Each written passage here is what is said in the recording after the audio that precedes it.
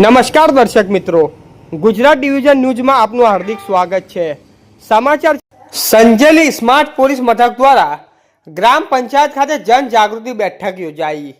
Sanjeli smart police મથકના PI સાહેબ દ્વારા સંજેલી ગ્રામ પંચાયત ખાતે સરપંચના અધ્યક્ષ સ્થાને મહત્વપૂર્ણ મીટિંગનું આયોજન કરવામાં આવ્યું હતું।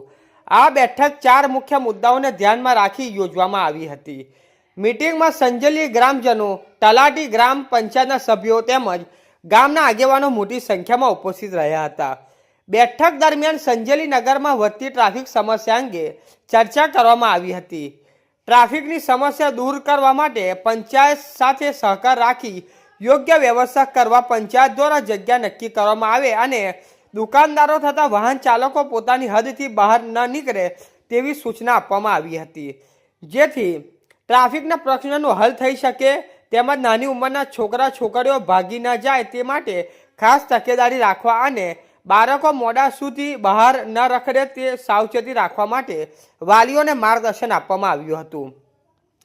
પીઆઈ સાહેબે કોઈપણ પ્રકારનો નશો કે દારૂ પીને વાહન ચલાવવું નહીં તેવી કડક સૂચના આપી હતી। સાથે જ બાઇક ચાલકો માટે હેલ્મેટ પહેરવું ફરજિયાત હોવાનું અને ટ્રાફિક કાયદાઓ અને ખૂબ કડક બન્યા હોવાનું ખાસ ઉલ્લેખ કરવામાં આવ્યો હતો।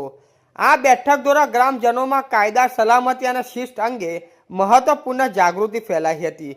રિપોર્ટર દિલીપભાઈ હરિજન, સંજેલી।